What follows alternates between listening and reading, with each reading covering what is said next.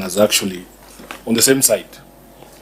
I actually view these conversations here as you appearing at one of those facilities you're talking to, because we're supposed to fight these causes together. What we say out there, whether you are the biggest supporter of whatever, is something else. But we shouldn't be hearing any complaints when it comes to service delivery in hospitals if SHA is working. How much money does SHA owe Homa Bay County or 24 facilities in reimbursements? I want to ask my health team to just work that out and share. And also just confirm to us what is, my chair calls it an aging analysis. Because when people go around saying this thing is working, and yet maybe Homa Bay is prioritized in terms of payments, but in Nairobi, SHA owes our hospitals a lot of money, and they are suffering. Those, maybe we should start being like Cherargei, and then our hospitals will be given money. But we want to confirm. But SHA he has called himself the biggest defender of something. Of course, yes, of SHA. So the CEC there should just confirm to me if, because Homa Bay is one of those counties. that cannot be an algorithm. That's what I want to know. That's why I want to know. Governor, that's a political question you can ignore. No. Order. Senator Cherargei. Unless Senator Sifuna, through with your indulgence chair, gives us a system that works 100% anywhere in the world. Chair. Every system has Honorable Senators, we are the ones who wrote the 4 laws when we're in Turkana.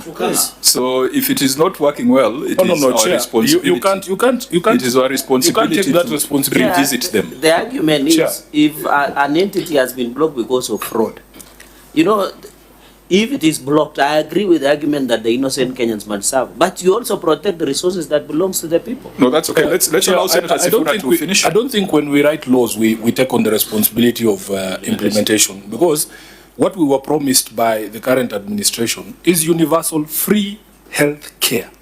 So even one person going to a facility and not being able to receive medication is a matter of concern for us as a leadership. Chair, the question of fraud is just one. But for instance, Chair, if you take into account the recent collapse of that system of SHA, that is not a question of fraud. And bearing in mind, Senator Cherargei, how much money the Kenyan taxpayer paid for that system, I am not saying, Chair, that we expect 100%, but we are saying a system that expensive cannot be out of service for 4 days. There's loss of lives in the country when things like those happen. That is nothing to do with fraud. So we are within our rights.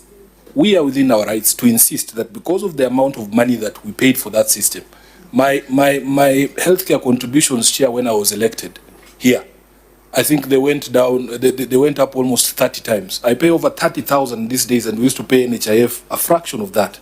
And the way that program was sold to us is because, Sifuna, you are well-to-do, you are earning $1 million shillings a month.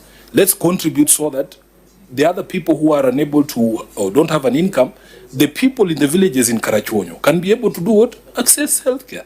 That is the reason why we supported the system. Now, if it doesn't work, if there is even just one person in Karachuonyo who is not receiving healthcare because the system is down, 100 and something billion Kenyan shilling system, Honorable Chair.